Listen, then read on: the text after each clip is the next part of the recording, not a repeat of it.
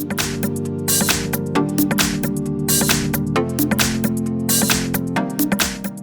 in this video I would like to show you how to set up Wi-Fi in the OVERMAX Multipic 2.4 projector.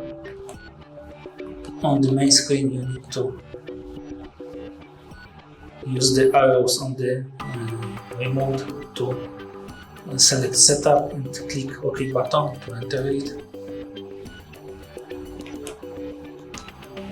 Then go to the network, go down to the Wi-Fi, click on the scan, and you see all the Wi-Fi networks available. Choose your home network, click on it, enter the password and click confirm to get access to this network. Thank you for watching. If you like this video, give us a like and subscribe to our channel.